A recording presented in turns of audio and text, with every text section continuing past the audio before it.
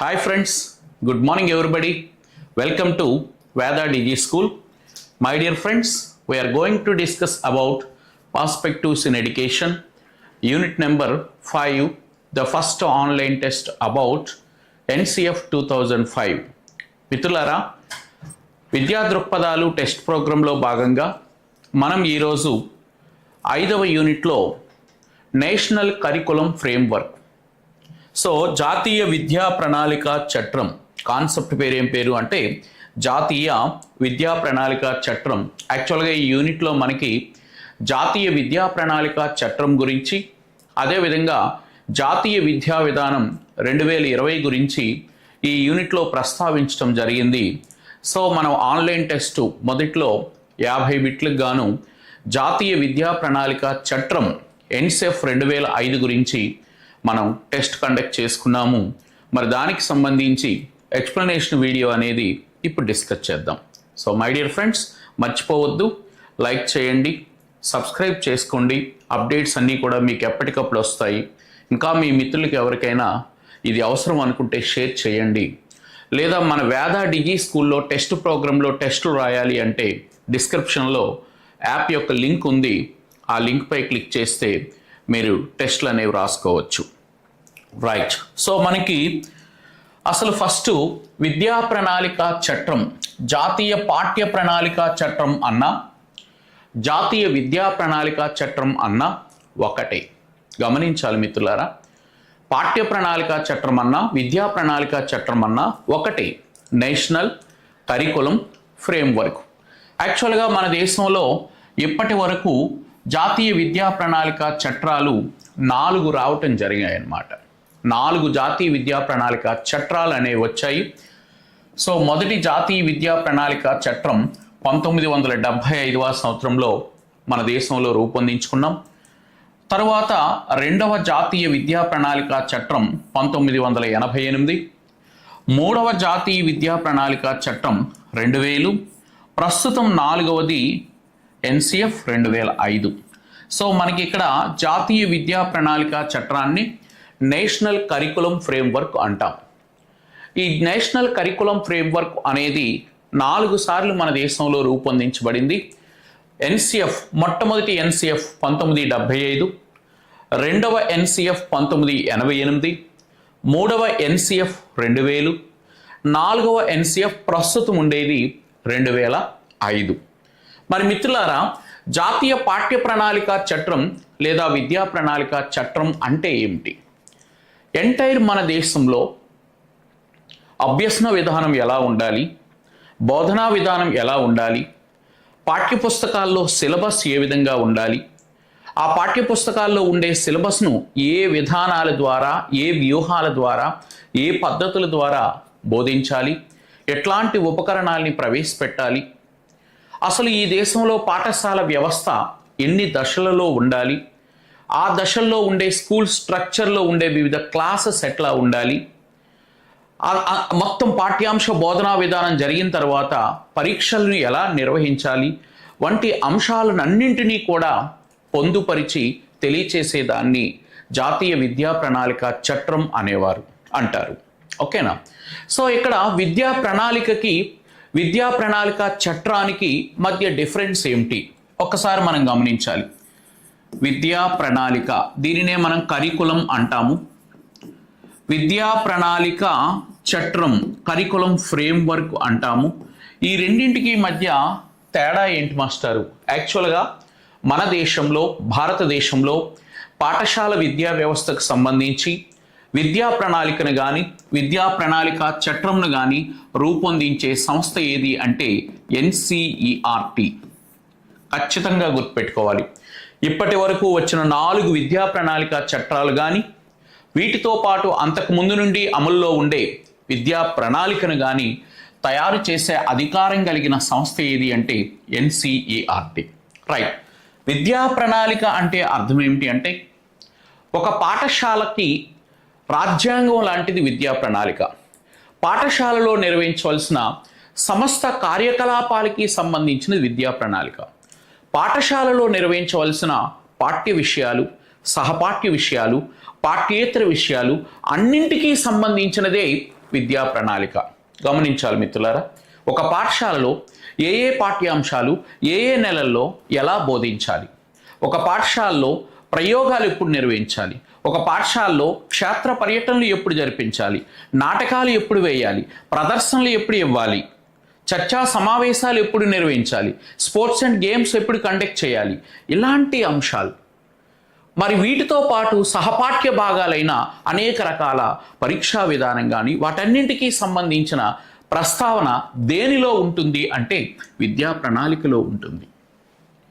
మరి విద్యా ప్రణాళిక యొక్క ప్రస్తుత ఆధునిక రూపం, విద్యా ప్రణాళికలో పాఠ్య విషయాలు, సిలబస్సు, వాటికి సంబంధించిన అనుబంధ విషయాలు ఉంటే విద్యా ప్రణాళిక చట్రంలో విద్యా ప్రణాళికతో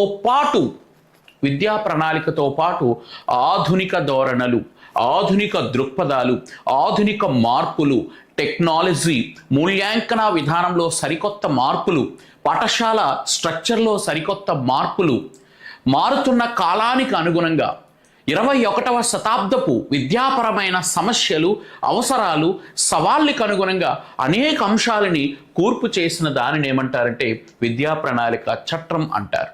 అంటే ఈ విద్యా ప్రణాళిక చట్రంలో విద్యా ప్రణాళికలో నిర్దేశించిన పాఠ్య విషయాలు ఉంటాయి, పాఠ్యేతర విషయాలు ఉంటాయి, సహపాఠ్య విషయాలు ఉంటాయి, అనుబంధ విషయాలు ఉంటాయి. వీటితో పాటు మారుతున్న కాలానికి అనుగుణంగా సామాజిక, ఆర్థిక, రాజకీయ, సాంస్కృతిక, సాంకేతిక పరిస్థితుల్ని బట్టి అనేక అంశాలని కలిపి జోడించే దానినే మనం ఏమంటామంటే విద్యా ప్రణాళిక చట్రం అని చెప్పి పిలవటం జరుగుతుంది. మరి మిత్రులారా, మనకి మన దేశ పాఠశాల విద్యా వ్యవస్థలో ఇప్పటి వరకు 4 విద్యా ప్రణాళిక చట్టాలు వచ్చాయి. ఆల్రెడీ చెప్పాము. మొదటిది 1975, 2 88, 3 2000, 4 2005.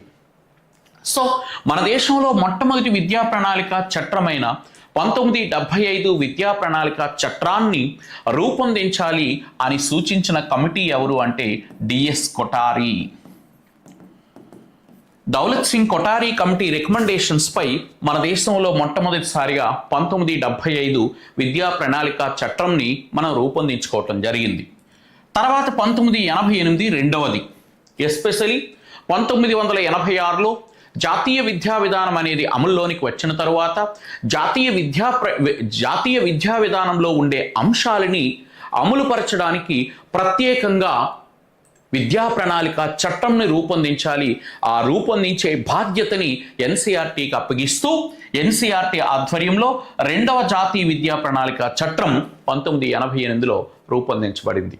ఇది ప్రధానంగా 86 జాతీయ విద్యా విధానంలోని మౌలిక నిర్మాణ సూత్రాల్ని అమలుపరిచే ఉద్దేశంతో ఈ విద్యా ప్రణాళిక చట్టంను తీసుకురావటం జరిగింది.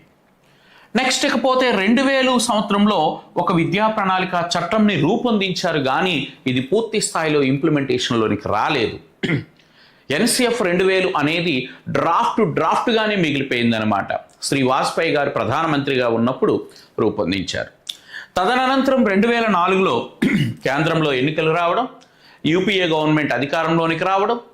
సో అధికారంలోకి వచ్చిన తర్వాత పార్లమెంట్ సెషన్స్లో మరి నూతన విద్యా ప్రణాళిక చట్టం గురించి ప్రస్తావన చేయటం జరిగిందనమాట. అప్పటి కేంద్ర మానవ వనరుల శాఖ మంత్రి శ్రీ కపిల్ సిబాల్ గారు ప్రస్తావన తేవడం, దీని గురించి అప్పుడు వర్కౌట్ చేయటం మొదలుపెట్టారు.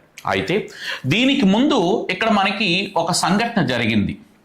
1988వ సంవత్సరంలో నేషనల్ కరికులం ఫ్రేమ్వర్క్ను రూపొందించిన తరువాత ఈ 1988 జాతీయ విద్యా ప్రణాళిక చట్టంలో అనేక పొరపాట్లు ఉన్నాయి, అనేక లోపాలు ఉన్నాయి. ఎంటైర్ ఈ దేశ విద్యా ప్రణాళిక అనేది అభ్యసనానికి అనువుగా లేదు, అభ్యసనం భారంగా ఉంది, పిల్లలు స్వేచ్ఛాయుతంగా అభ్యసించలేకపోతున్నారు, పిల్లల యొక్క అభ్యసనంలో ఆనందం క్షీణించుంది, పాఠ్య పుస్తకాలలో భారం ఉంది, పాఠ్యపుస్తకాల్లో ఉండే పాఠ్యాంశాలు చాలా క్లిష్టంగా ఉన్నాయి, పాఠ్యపుస్తకాల్లో ఉండే భాష అనేది సరళంగా లేదు, కఠినంగా ఉంది, మరి విద్యార్థుల యొక్క బ్యాగుల సైజ్ కూడా చాలా విస్తృతంగా ఉంది అని చెప్పి అనేక విమర్శలు దీని మీద చేయటం జరిగింది 1992లో. ఎవరయ్యా ఈ విమర్శలన్నీ కూడా చేశారు అంటే ప్రొఫెసర్ ఎస్ పాల్. 1991 వరకు కూడా ఇతను యూనివర్సిటీ గ్రాంట్స్ కమిషన్కి చైర్మన్గా పనిచేశారు ప్రొఫెసర్ యశ్పాల్. ఈ యశ్పాల్ కమిటీని ఎందుకు వేయటం జరిగింది అంటే 1988 నేషనల్ కరికులం ఫ్రేమ్వర్క్ ఎలా ఉంది అనేది పరిశీలించమని వేస్తే ప్రొఫెసర్ యశ్పాల్ దీనినంతటినీ కూడా స్టడీ చేసి ఇది భారంగా ఉంది, అభ్యసనానికి అనువుగా లేదు, పాఠ్యాంశాలు క్లిష్టంగా ఉన్నాయి, భాష కఠినంగా ఉంది, పుస్తకాల సైజు ఎక్కువగా ఉన్నది, కాబట్టి భారరహిత అభ్యసనానికి అనువుగా లెర్నింగ్ వితౌట్ బర్డెన్, భారరహిత అభ్యసనానికి అనువుగా విద్యా ప్రణాళిక అనేది ఉండాలి అని చెప్పిన వారు ఎవరు అంటే ప్రొఫెసర్ యశ్పాల్. ఆ మాటని ప్రస్తావిస్తూ 1993వ సంవత్సరంలో లెర్నింగ్ వితౌట్ బర్డెన్ అనే పేరుతో నివేదిక ఇవ్వటం అనేది జరిగింది. మరి 1993లో మనకి ప్రైమ్ మినిస్టర్ ఎవరు అంటే శ్రీ పివి నరసింహారావు గారు. మరి ఆయన యాక్చువల్గా మైనారిటీ గవర్నమెంట్ని అప్పట్లో నడపడం, మరి గవర్నమెంట్ మీద ఆయన ఫోకస్ చేయడంతో ఈ రిపోర్ట్ని ఆయన ఇంప్లిమెంటేషన్లోకి తేలేకపోయినాడు. ఆ రిపోర్ట్ అలాగే ఉంది. తర్వాత 2000లో వాజ్పేయి గారి టైంలో ఒక విద్యా ప్రణాళిక చట్టం రూపొందించినా ఇది అంతగా ఇంప్లిమెంటేషన్లోకి రాలా. తరువాత 2004లో యూపీఏ గవర్నమెంట్ అధికారంలోకి వచ్చిన తర్వాత పార్లమెంట్ సెషన్స్లో మరి ప్రధానంగా కొత్త విద్యా ప్రణాళిక చట్టాన్ని రూపొందించాలని చర్చ రావడం, ఆ చర్చకు అనుగుణంగా మరి నూతన విద్యా ప్రణాళిక చట్టం NCF 2005 నిర్మాణానికి ఒక స్టీరింగ్ కమిటీని ఏర్పాటు చేయటం జరిగింది. NCF 2005 స్టీరింగ్ కమిటీని ఏర్పాటు చేయటం జరిగింది. ఈ స్టీరింగ్ కమిటీలో 34 మంది సభ్యులు, ఒక చైర్మన్ ఉన్నారు. ఆ చైర్మన్ ఎవరు అంటే ప్రొఫెసర్ యశ్పాల్. ఓకేనండి. సో NCF 2005 దీన్ని రూపొందించడానికి, డ్రాఫ్ట్ని తయారు చేయడానికి ఒక స్టీరింగ్ కమిటీ సారథ్య సంఘాన్ని ఏర్పాటు చేయటం జరిగింది. ఈ సారథ్య సంఘానికి చైర్మన్ ఎవరు అంటే ప్రొఫెసర్ యశ్పాలే. ఆ రిపోర్ట్ ఇచ్చిన ఆయన్నే తీసుకొచ్చారు. మరి అభ్యసనం భారంగా ఉందంటున్నావు కదా, విమర్శించావు కదా, నువ్వే వచ్చి జాతీయ పాఠ్య ప్రణాళిక చట్టాన్ని తయారు చేయు అని చెప్పి ఆయన నేతృత్వంలోని 34 మంది సభ్యుల్ని పెట్టి ఎంటైర్ 35 మందితో ఒక స్టీరింగ్ కమిటీని ఏర్పాటు చేయడం జరిగింది. మరి ఈ స్టీరింగ్ కమిటీ 2005 ఆగస్టులో NCF 2005 యొక్క డ్రాఫ్ట్ను రూపొందించడం, 2005 సెప్టెంబర్లో దీన్ని క్యాబినెట్ అప్రూవల్ చేయటం, ఇదంతా 2005 ఆగస్ట్ అండ్ సెప్టెంబర్లోనే జరిగిపోయింది. ఈ డ్రాఫ్ట్ రూపొందించడానికి ముందే ఈ స్టీరింగ్ కమిటీకి అనుబంధంగా 21 ఫోకస్ గ్రూపులను ఏర్పాటు చేయటం జరిగింది. ఎన్ని గ్రూపులు అండి? 21 ఫోకస్ గ్రూపులను ఏర్పాటు చేశారు. అనేక విభాగాలు, ఒక్కొక్క విభాగానికి ఒక్కొక్క గ్రూప్ను ఏర్పాటు చేసి ఇంటెలెక్చువల్ పర్సన్స్ని, మేధావులందరినీ అందులో సభ్యులుగా ఉంచి డిఫరెంట్ కేటగిరీస్లో ఈ దేశం అంతటా కూడా స్టడీ చేయటం జరిగింది. దాదాపు 10,000 విద్యా సంస్థల్ని అధ్యయనం చేశారు. దేశ నలుమూలలా తిరిగి అనేక మంది విద్యావంతులు, మేధావులు, విద్యా సంస్థల అధిపతులు, సామాజికవేత్తలు అనేక మంది యొక్క ఆలోచనలన్నింటినీ కూడా తీసుకొని అంతిమంగా 2005 ఆగస్టులో NCF 2005 డ్రాఫ్ట్ని రూపొందించారు. సో సెప్టెంబర్లో దీన్ని ఆమోదించుకోవటం జరిగింది. సో ఇలా NCF 2005 అనేది 2010 సంవత్సరం నుంచి ఇది ఇంప్లిమెంటేషన్లోనికి రావటం అనేది జరిగింది మిత్రులారా. సో NCF 2005 ఏ ఇయర్ నుంచి అమల్లోనికి వచ్చిందంటే 2010 నుంచి. So NCF 2005 steering committee chairman ఎవరు అంటే ప్రొఫెసర్ యశ్పాల్. ఇందులో entire members plus chairman, members 34 చైర్మన్తో కలిపి 35 మంది ఇందులో ఉన్నారు. దీనికి అనుబంధంగా ఎన్ని ఫోకస్ గ్రూపులను ఏర్పాటు చేశారు అంటే 21 ఫోకస్ గ్రూపుల్ని ఏర్పాటు చేసుకోవటం అనేది జరిగింది మిత్రులారా. మరి ప్రొఫెసర్ యశ్పాల్ గారు 1992వ సంవత్సరంలో central advisory board of education కేబ్కి చైర్మన్గా ఉన్నారు. Central advisory board of education, కేంద్ర విద్యా సలహా సంఘానికి ప్రొఫెసర్ యశ్పాల్ గారు చైర్మన్గా ఉన్నారు. 92లో వచ్చారు ఆయన. 92కి ముందు ఆయన UGCకి చైర్మన్గా పనిచేశారు. సో ఇలా ఈ ప్రోగ్రామ్ ఆఫ్ యాక్షన్ అనేది ఇట్లా నిర్వహించడం అనేది జరిగింది. సో ఇందులో మనం ఒకసారి గమనిస్తే ఈ NCF 2005 ఈ రిపోర్ట్ అనేది ప్రధానంగా ఈ రిపోర్ట్ని రూపొందించడంలో ఒక గ్రంథాన్ని ప్రామాణికంగా తీసుకోవటం అనేది జరిగింది. మరి ఆ గ్రంథం పేరు సివిలైజేషన్ అండ్ ప్రోగ్రెస్. సో ఈ ఎన్సిఎఫ్ 2005ని రూపొందించే ముందు ఒక గ్రంథాన్ని ప్రామాణికంగా తీసుకొని ఈ నేషనల్ కరికులం ఫ్రేమ్వర్క్ 2005ని రూపొందించడం అనేది జరిగింది. ఆ గ్రంథం very very important, civilization and progress. ఈ గ్రంథాన్ని రాసిన వారు ఎవరంటే రవీంద్రనాథ్ ఠాగూర్. విశ్వకవి రవీంద్రనాథ్ ఠాగూర్ ఈ గ్రంథాన్ని రాయటం జరిగింది. ఈ గ్రంథంలో ఒక కీలకమైన మాటను తీసుకోవటం జరిగింది. అదేమిటి అంటే సృజనాత్మక శక్తి వెరీ ఇంపార్టెంట్. సృజనాత్మక శక్తి, సహజమైన ఆనందం బాల్యానికి చాలా కీలకం అనే ఈ వాక్యంతో ఎన్సిఎఫ్ 2005 రిపోర్ట్ అనేది ప్రారంభం కావటం జరిగింది. వెరీ ఇంపార్టెంట్ మిత్రులారా. సో ఎన్సిఎఫ్ 2005 రిపోర్ట్ని రూపొందించడానికి ఆధారంగా ఒక గ్రంథాన్ని తీసుకున్నారు. ఆ గ్రంథం పేరు సివిలైజేషన్ అండ్ ప్రోగ్రెస్. దీన్ని రాసిన వారు ఎవరు అంటే రవీంద్రనాథ్ ఠాగూర్. మరి ఈ గ్రంథంలో ప్రధానంగా ఒక వాక్యాన్ని తీసుకొని ఆ వాక్యంతో ఎన్సిఎఫ్ 2005 స్టేట్మెంట్ అనేది ప్రారంభమవుతుంది. సో ఆ వాక్యం ఏంటి అంటే సృజనాత్మక శక్తి, సహజమైన ఆనందం బాల్యానికి చాలా కీలకం అనే మాటతో ఎన్సిఎఫ్ 2005 రిపోర్ట్ అనేది ప్రారంభం కావటం జరిగింది. ఓకేనా. నెక్స్ట్ ఇకపోతే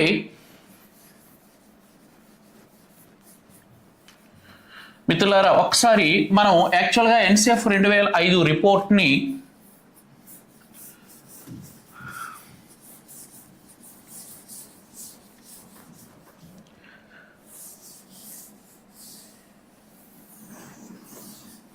ఇక్కడ ఒకసారి మనం గమనిస్తే ఎన్సిఎఫ్ 2005 రిపోర్టు 22 భాషల్లోనికి తర్జుమా చేయటం జరిగింది. మొత్తం ఎంటైర్ మన దేశంలో ఎన్ని భాషల్లోనికి దీన్ని తర్జుమా చేశారు అంటే 22 భాషల్లోనికి ఈ ఎన్సిఎఫ్ 2005 రిపోర్ట్ని తర్జుమా చేయటం జరిగింది. ఈ రిపోర్ట్ అనేది ప్రధానంగా ఒక నివేదికను బేస్ చేసుకుని ఉంటుంది. ఆ నివేదిక ఏంటంటే లెర్నింగ్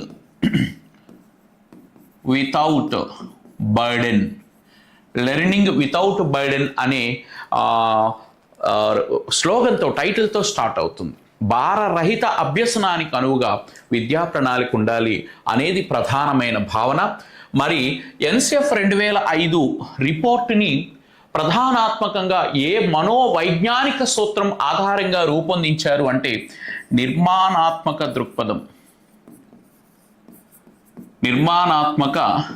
దృక్పథం లేదా నిర్మాణాత్మక వాదం.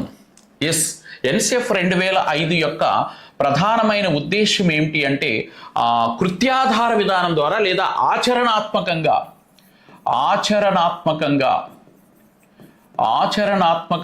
జ్ఞాన నిర్మాణం జరగాలి. ఆచరణాత్మకంగా జ్ఞాన నిర్మాణం జరగాలి. That is the main objective of NCF 2005. ఆచరణాత్మకంగా జ్ఞాన నిర్మాణం జరగాలి అంటే పిల్లవాడిలో నాలెడ్జ్ కన్స్ట్రక్షన్ అనేది ఆచరణాత్మకంగా ఉండాలి. ఓకేనా. యాక్టివిటీ బేస్లో పిల్లవాడు స్వయంగా విషయాన్ని నేర్చుకుంటూ పనులు చేస్తూ కృత్యాలు చేస్తూ తద్వారా జ్ఞాన నిర్మాణాన్ని ఏర్పరచుకోవాలి అనేది ఎన్సిఎఫ్ 2005 యొక్క ధ్యేయం, లక్ష్యం. ఓకేనా.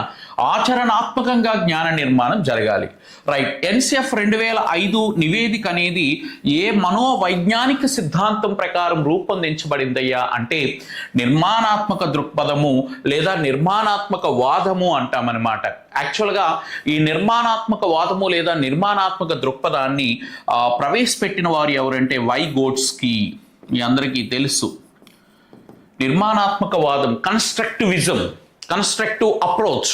ఓకేనా.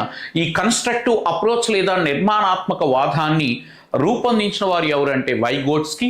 మరి దీని ప్రకారం విద్యార్థి కేవలం తాను చేసిన కృత్యాల వలన, తాను చేసిన అన్వేషణ ద్వారా జ్ఞాన నిర్మాణం చేసుకుంటాడు.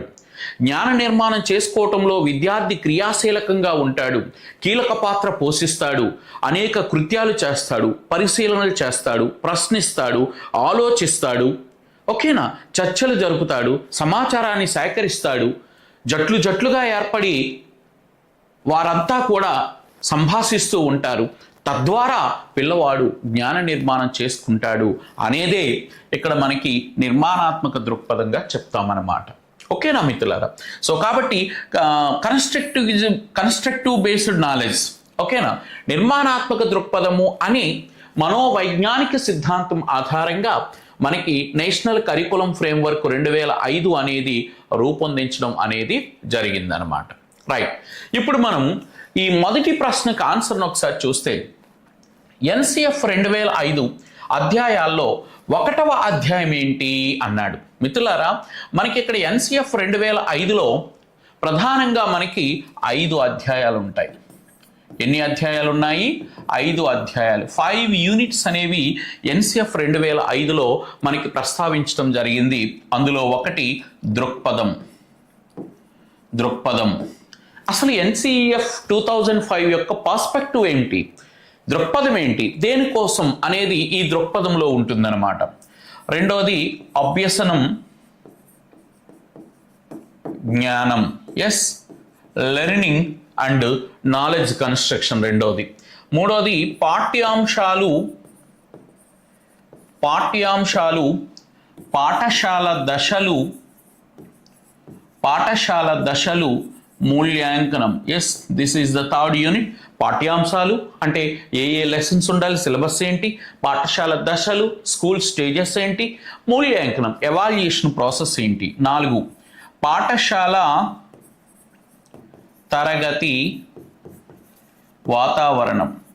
Yes, school and the classroom atmosphere ఎట్లా ఉండాలి అనేది 4th యూనిట్లో ఉంది. ఇక 5వది సంస్థాగతమైన సంస్కరణలు, ఇన్స్టిట్యూషనల్ రిఫార్మ్స్, సంస్థాగత సంస్కరణలు. సో ఇన్స్టిట్యూషనల్ రిఫార్మ్స్ అనేవి 5th యూనిట్లో ప్రస్తావించడం జరిగింది. రైట్, మనకి నేషనల్ కరికులం ఫ్రేమ్వర్క్ 2005లో ప్రధానంగా 5 అధ్యాయాలు ఉంటాయి మిత్రులారా. సో ఫస్ట్ వన్ దృక్పథం, రెండవది అభ్యసనం జ్ఞానం, మూడవది పాఠ్యాంశాలు, పాఠశాల దశలు, మూల్యాంకనం, 4 పాఠశాల తరగతి వాతావరణం, 5 సంస్థాగతమైన సంస్కరణలు. సో 5 యూనిట్లు ఉంటాయి. అయితే ఇక్కడ మనం గమనిస్తే సో పాఠశాల తరగతి 1వ అధ్యాయం అడిగాడు. ఎస్, దృక్పథం, B is the right answer. 1వ ప్రశ్నకి సరైన సమాధానం బి, దృక్పథం, పర్స్పెక్టివ్నెస్. అసలు ఎన్సిఎఫ్ 2005లో ఏముంటుంది, దేనికోసం అయ్యా అంటే ఇది ప్రధానంగా మన భారతదేశం అనేది బహుళ సమాజ కేంద్రీకృతమై ఉన్నది. అనేక భాషలు, అనేక కులాలు, అనేక మతాలు, అనేక వర్గాలు, అనేక ప్రాంతాలు, బహుళ సమాజ నిర్మాణగతమైనది భారతదేశం. వీరందరి అవసరాలకు అనుగుణంగా విద్యా ప్రణాళిక ఉండాలి. మన దేశం ప్రజాస్వామ్యం, సామ్యవాదం, లౌకికవాదం, సౌభ్రాతృత్వం, సమానత్వం, స్త్రీ పురుష సమానత్వం అనే రాజ్యాంగ విలువలకి ఆధారంగా విద్యా ప్రణాళిక ఉండాలి. ఆ విలువల్ని కాపాడే విధంగా విద్యా ప్రణాళిక ఉండాలి. వంటి అంశాలని పొందుపరుస్తూ బహుభాషా జ్ఞానాన్ని పిల్లవాడికి అందించాలి. అనేక భాషల పట్ల ఆ పిల్లవాడికి నాలెడ్జ్ కన్స్ట్రక్షన్ జరగాలి అనే అంశం ఈ దృక్పథంలో ఉంది. అందరికీ విద్యలో సమాన అవకాశాలు ఉండాలి. అనేక ప్రాంతాలు, అనేక మతాలు, అనేక వర్గాల ప్రజలందరికీ కూడా నాణ్యమైన విద్య, ఎస్, ద క్వాలిటేటివ్ ఎడ్యుకేషన్ని అందించాలి ఈ దేశంలో అనేది ఈ దృక్పథంలో స్పష్టంగా పొందుపరచడం అనేది జరిగింది. ఆచరణాత్మకంగా నిజ జీవిత అవసరాలని దృష్టిలో పెట్టుకొని బడి వాతావరణాన్ని విస్తృతపరుస్తూ, పాఠ్యాంశాలను విస్తృతపరుస్తూ అవసరమైన విద్యా విధానాన్ని పిల్లలకి అందించాలి. పిల్లలే స్వయంగా నేర్చుకునే వాతావరణాన్ని కల్పించాలి.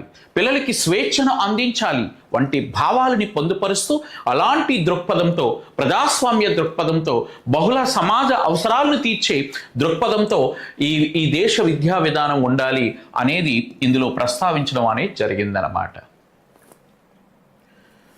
నెక్స్ట్ ఇక్కడ మనం గమనిస్తే రెండో సేమ్ బహుళ సమాజంలో జాతీయ విద్యా విధానాన్ని బలోపేతం చేయాలి. బహుళ సమాజం ఇది. బహుళ సమాజంలో, సమయం కాదు సమాజం, బహుళ సమాజంలో జాతీయ విద్యా విధానాన్ని బలోపేతం చేయాలి అనేది ఏ అధ్యాయం అంటే 1వది దృక్పథంలోనే ప్రస్తావించబడి ఉన్నది. Yes, perspective of national curriculum framework అందులోనే ప్రస్తావించబడి ఉన్నది. ఈ దేశం బహుళ సమాజం, అనేక మంది ఉన్నారు, అనేక సంస్థలు ఉన్నారు, అనేక వర్గాల వారు ఉన్నారు, వికలాంగులు ఉన్నారు, మహిళలు ఉన్నారు, ఓకేనండి. సో గ్రామీణ ప్రజలు ఉన్నారు, పట్టణ ప్రజలు ఉన్నారు. వాళ్ళందరి అవసరాలకు అనుగుణంగా ప్రజాస్వామ్య సమాజ విలువలని ప్రతిబింబించే విధంగా ఈ దేశ విద్యా విధానం ఉండాలి అని 1వ యూనిట్ అయిన దృక్పథంలో ప్రస్తావించడం జరిగింది. మరి మిత్రులారా, ఇక్కడ ఈ సందర్భంలో మనం ఒక అంశాన్ని గురించి మాట్లాడుకోవాలి. ఎన్సిఎఫ్ 2005 ఎన్సిఎఫ్ 2005లో 4 మార్గదర్శక సూత్రాలు ఉన్నాయి. ఎస్, గైడ్ లైన్స్ ఎన్నయ్యా అంటే 4. ఎస్, ఎన్సిఎఫ్ 2005లో 4 మార్గదర్శక సూత్రాలు ఉన్నాయి. Very very important. ఎన్సిఎఫ్ 2005లో ఉండే యూనిట్స్ లేదా అధ్యాయాలు ఎన్ని అంటే 5 చెప్పుకున్నాం ఆల్రెడీగా. దృక్పథము, అభ్యసనము, జ్ఞానము, పాఠ్యాంశాలు, పాఠశాల దశలు, మూల్యాంకనం, పాఠశాల తరగతి వాతావరణం, సంస్థాగతమైన సంస్కరణలు. 5 యూనిట్స్ అక్కడ ఉన్నాయి. ఇక్కడ ఎన్సిఎఫ్ 2005లో మార్గదర్శక సూత్రాలు ఎన్నయ్యా అంటే 4. ఎస్, బడి వాతావరణాన్ని, ఫస్ట్ వన్, పాఠశాల జీవితాన్ని లేదా పాఠశాలలో నేర్చుకున్న జ్ఞానాన్ని, ఓకేనా, బడిలో ఏదైతే మన జ్ఞానం నేర్చుకున్నామో ఆ బడి జీవితాన్ని బడి బయట వాతావరణంతో అనుసంధానం చేయాలి. ఎస్ మిత్రులారా, చాలా చాలా ఇంపార్టెంట్. పాఠశాల జీవితాన్ని బయట జ్ఞానంతో అనుసంధానం చేయాలి. పాఠశాలలో మనం ఏవైతే విషయాన్ని నేర్పుతామో, తెలుగు కానీ, హిందీ కానీ, ఇంగ్లీష్ కానీ, మ్యాథమెటిక్స్ కానీ, సైన్స్ కానీ, సోషల్ కానీ లేదా ఇతరత్రా సబ్జెక్టులు, బడిలో నేర్చుకున్న విషయాన్ని, బడి జీవితాన్ని లేదా పాఠశాల జీవితాన్ని బయట వాతావరణంతో అనుసంధానం చేసే విధంగా విద్యా ప్రణాళిక అనేది ఉండాలి అని చెప్తుందన్నమాట. 2, పాఠ్య ప్రణాళికను బట్టి మరియు కంటత విధానాలను నిరుత్సాహపరచాలి.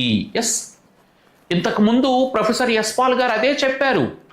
పాఠ్య ప్రణాళిక భారంగా ఉంది, పాఠ్యాంశాలు కష్టంగా ఉన్నాయి, పాఠ్యపుస్తకాల్లో ఉండే భాష కఠినంగా ఉంది, అందువలన పిల్లలు ఏం చేసేవారంటే కంటత పెట్టేసేవారు, కంఠస్థం చేసేవారు. అలా ఉండకూడదు. బట్టి పట్టడం కానీ, కంఠస్థం చేసే విధానాలు కానీ నిరుత్సాహపరిచే విధంగా విద్యా ప్రణాళిక ఉండాలి అని 2వ గైడ్ లైన్ అనేది చెప్తుందన్నమాట. నెక్స్ట్ 3వది, పాఠ్య ప్రణాళిక అనేది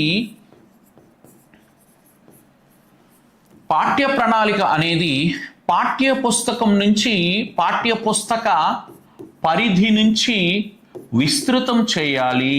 ఎస్, పాఠ్య ప్రణాళిక అనేది పాఠ్యపుస్తకం యొక్క పరిధి నుంచి విస్తృతం చేయాలి అని నేషనల్ కరికులం ఫ్రేమ్వర్క్ 2005లో 3వ గైడ్ లైన్ అని చెప్తుంది. సో మిత్రులారా, మనం జనరల్గా టీచర్స్గా క్లాస్ రూమ్లోకి వెళ్ళేటప్పుడు లెసన్ ప్లాన్ అనేది తయారు చేసుకుంటాం. లెసన్ ప్లాన్ తయారు చేసుకునేటప్పుడు లెసన్ ప్లాన్ రూపొందించుకోవడానికి బేస్ ఏది అంటే టెక్స్ట్ బుక్.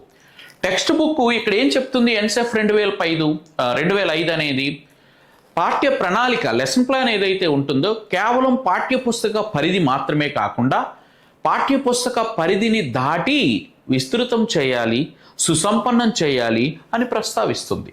అంటే కేవలము పాఠ్యపుస్తకంలో ఉండే అంశాలు మాత్రమే పాఠ్య ప్రణాళికలో కాకుండా పాఠ్య ప్రణాళిక పరిధిని విస్తృతం చేయాలి అని చెప్పి ఎన్సిఎఫ్ 2005 అనేది మనకి తెలియచేయటం అనేది జరుగుతుందన్నమాట.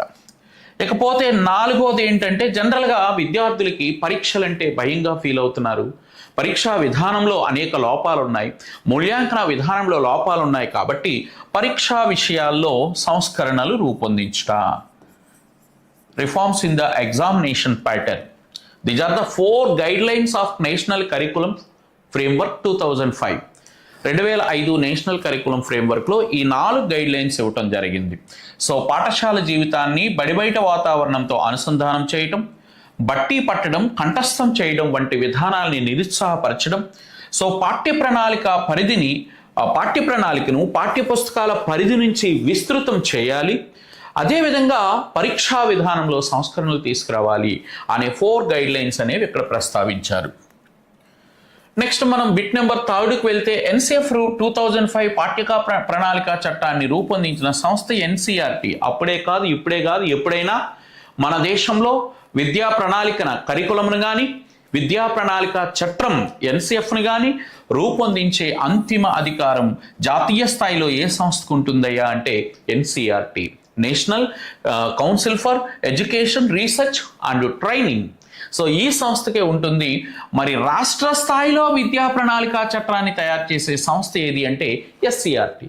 అది రాష్ట్ర స్థాయికి వెళ్ళేసరికి ఎస్సిఆర్టి, జాతీయ స్థాయికి వెళ్ళేసరికి ఎన్సిఆర్టి.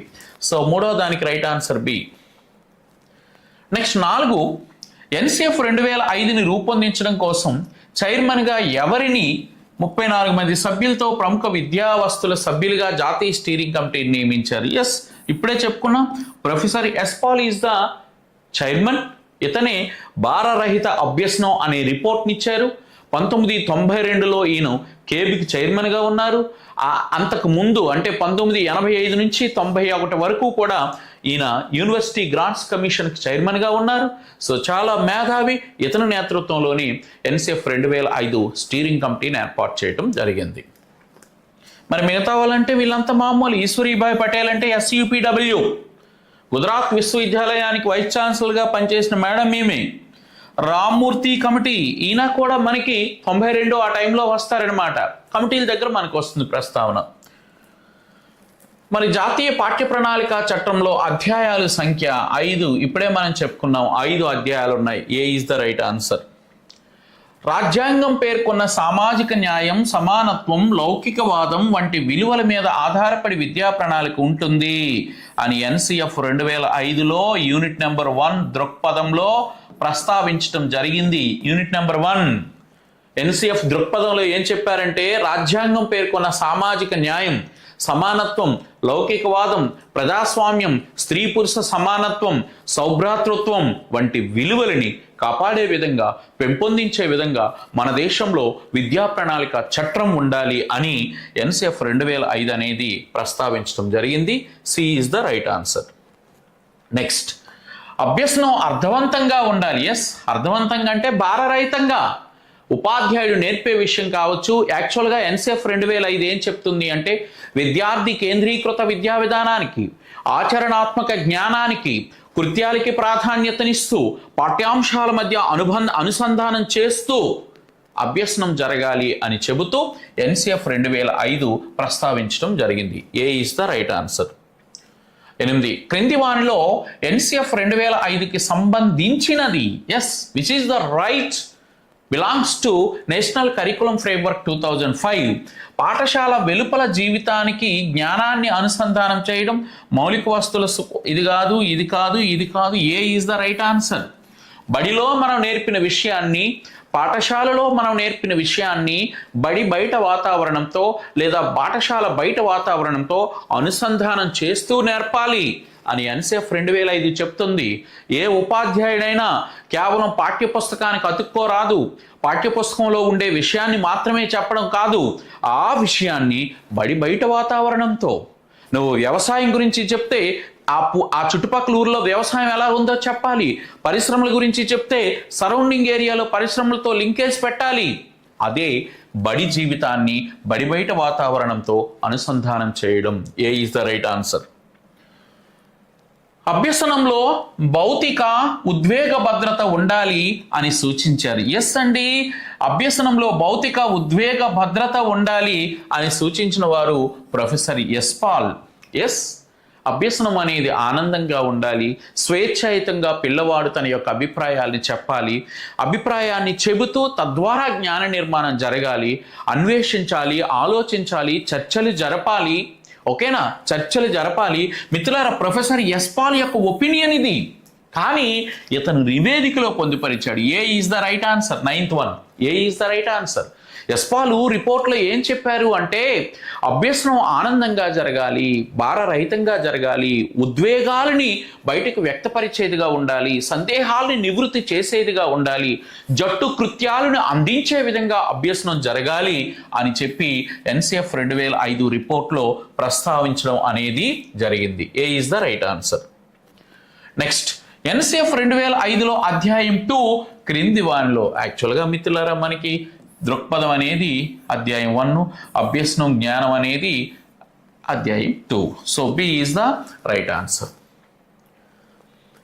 ప్రజాస్వామ్యము, న్యాయము, ఇతరుల సంక్షేమం పట్ల శ్రద్ధ, మానవ హుందాతనం పట్ల గౌరవం పాటు విలువల పట్ల నిబద్ధత కలిగి ఉండేటట్లు పిల్లలను తయారు చేయటం విద్యా లక్ష్యంగా. ఎస్ మిత్రులారా, ఇట్లాంటి ప్రశ్నలు గమనించండి. మీకు ఎన్సిఎఫ్ 2005లో ఉండే 5 యూనిట్లలో ఫర్ ఎగ్జాంపుల్ దృక్పథం తీసుకోండి. ఆ దృక్పథంలో ఒక 2-3 లైన్లు తీసుకొని క్వశ్చన్గా అడుగుతాడు. అడిగి కింద ఆప్షన్ ఏమంటాడు అంటే ఎన్సిఎఫ్ 2005లో ఉందా, లేదా ఎస్సిఎఫ్ 2011లో ఉందా, లేదంటే కొఠారి కమిషన్ రిపోర్ట్ చేశారా, 86 జాతీయ విద్యా విధానం రిపోర్ట్ చేశారా అంటారు. సో ఇట్లాంటి ప్రశ్నలు ఈ మధ్య మనకి పరీక్షల్లో అడుగుతున్నాడు. కాన్సెప్ట్ని క్వశ్చన్గా అడుగుతున్నాడు. ఈ కాన్సెప్ట్ అనేది ఏ రిపోర్ట్లోది? ఎన్సిఎఫ్ 2005, ఎన్పిఈ 1986, ఎస్సిఎఫ్ 2011, లేదంటే కొఠారి కమిషన్ రిపోర్ట్లో అడుగుతున్నాడు. మనకి క్వశ్చన్ సింపుల్గా కనబడవచ్చు, కానీ కాన్సెప్ట్ మనకి తెలిస్తేనే ఎట్లాంటి ప్రశ్నలకు ఆన్సర్ చేయగలము. So A is the right answer? NCF 2005 దృక్పథాల్లో భాగంగా ఇది ఉంటుంది. ప్రజాస్వామ్యం, న్యాయం, ఇతరుల సంక్షేమం పట్ల శ్రద్ధ, మానవ హుందాతనం పట్ల గౌరవంతో పాటు విలువల పట్ల నిబద్ధత కలిగి ఉండేటట్లు పిల్లల్ని మనం తయారు చేయటమే విద్యా లక్ష్యం అని చెప్పి ఎన్సిఎఫ్ 2005 అనేది చెప్తుంది. 12, విద్యార్థి కేంద్రీకృత విధానానికి ప్రాధాన్యత ఇవ్వాలి. Yes, A is the right answer? NCF 2005 ఏం చెప్తుంది అంటే, చెప్పాను కదా మీకు, అభ్యసనం అనేది విద్యార్థి కేంద్రీకృతంగా జరగాలి. ఆచరణాత్మకమైన పద్ధతుల ద్వారా జ్ఞాన నిర్మాణం జరగాలి. నిజ జీవితానికి దగ్గరగా ఉండే కృత్యాలని పిల్లవాడికి ఇవ్వాలి. ఓకేనా? కాబట్టి ఎంటైర్ ఎడ్యుకేషన్ ప్రాసెస్ అనేది విద్యార్థి కేంద్రీకృతంగా జరగాలి. కేవలం ఉపాధ్యాయుడు సౌలభ్యకారి, సహాయకారి, ఇక్కడ సౌలభ్యకారి, సహాయకారిగా మాత్రమే ఉపాధ్యాయుడు ఉంటాడు. విద్యార్థులే ప్రయోగాలు చేస్తారు, విద్యార్థులే పరిశీలనలు చేస్తారు, విద్యార్థులే చర్చలు జరుపుతారు, విద్యార్థులే కృత్యాలు నిర్వహిస్తూ ఉంటారన్నమాట. నెక్స్ట్, పిల్లల్లో సృజనాత్మక శక్తిని, సౌందర్య అభిరుచిని కూడా పెంపొందించడం విద్యా లక్ష్యంగా. ఎస్ అండి, NCF 2005 D is the right answer. మిత్రులారా, ఇవి ఎందుకు ఎక్కువసార్లు ఎట్లాంటి బిట్లు ఇచ్చానంటే, ఇలా ప్రశ్న వస్తుంది. రేపు పొద్దుట మనం కన్ఫ్యూజ్ అవుతాం. అమ్మో, ఈ కమిషన్ రిపోర్టులో మొదటి పాఠంలో అడిగాడేమో ఈ ప్రశ్న అనుకుంటాం. జనరల్ కమిటీలు, కమిషన్లు ఫస్ట్ యూనిట్లో ఉంటాయి కదా, భారతదేశంలో విద్యా చరిత్ర, అక్కడ తీస్తాడేమో బిట్ అనుకొని ఇది వదిలేస్తాం.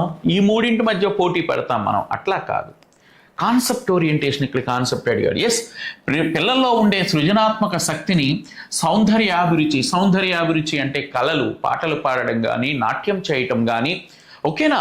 సో ఇట్లాంటివి. సో ఈ సౌందర్యాభిరుచిని, పిల్లల్లో ఉండే క్రియేటివిటీని బయటకు తీసే విధంగా, పెంపొందించే విధంగా విద్యా విధానం ఉండాలి అని చెప్పి ఎన్సిఎఫ్ 2005లో ప్రస్తావించడం జరిగింది. నెక్స్ట్, ఎన్సిఎఫ్ 2005 ప్రకారం ఉపాధ్యాయుడు ఏ విధంగా ఉండాలి? ఎస్, ఏ విధంగా ఉండాలి? బోధనా ప్రక్రియలను మెరుగుపరుచుకోవడం, బోధనోపకరణాలను మెరుగుపరుచుకోవడం, ఉపన్యాస పద్ధతిలోనే. Yes, A is the right answer. బోధనా ప్రక్రియను మెరుగుపరుచుకోవటం. టీచరు తన టీచింగ్ ప్రాసెస్ని ఎప్పటికప్పుడు డెవలప్ చేసుకోవాలి. ఆధునిక విషయాలతో అనుసంధానం చేయాలి. శాస్త్రీయ విజ్ఞానాన్ని సబ్జెక్టుకి బోధించాలి. ఆధునిక బోధనా పద్ధతులైన ఉపన్యాస పద్ధతి కానీ, ప్రకల్పన పద్ధతి కానీ, ప్రాజెక్ట్ మెథడ్, క్రియా పద్ధతి కానీ, సోర్స్ మెథడ్ కానీ, సో ఇట్లాంటి నిర్మాణాత్మకవాదం కానీ, ఇట్లాంటి పద్ధతుల్ని అనుసరిస్తూ మరి బోధనా ప్రక్రియలో నూతన వ్యూహాలను అనుసరించాలి. టీచర్ ఎప్పుడూ కూడా మైండ్ మ్యాప్ వేయడంలో కానీ, కాన్సెప్ట్ మ్యాప్ వేయడంలో కానీ, మాక్ అసెంబ్లీ నిర్వహించడంలో కానీ, మీట్ ది ప్రెస్ నిర్వహించడంలో కానీ, రోల్ ప్లే చేయడంలో కానీ, డ్రామటైజేషన్ చేయడంలో కానీ, సో నూతన వ్యూహాలని ఫాలో చేస్తూ ఉండాలి. నూతన బోధనోపకరణాలని, ఐసీటీని యూజ్ చేసి, అధునాతన సాంకేతికతను జోడించి అనేక నూతన ఉపకరణాలని ఉపాధ్యాయుడు ప్రవేశపెట్టే విధంగా, నూతన మూల్యాంకన విధానాల్ని తెలుసుకునే విధంగా ఉపాధ్యాయుడు తన బోధనా ప్రక్రియను మెరుగుపరుచుకోవాలి అని ఎన్సిఎఫ్ 2005 చెప్తుంది. నెక్స్ట్, విద్యార్థులలో అభ్యసనం అనేది పాఠశాల లోపల మరియు వెలుపల జరుగుతుంది. ఉపాధ్యాయుడు దాన్ని గుర్తించగలిగినప్పుడే అభ్యసన వేగవంతం అవుతుంది.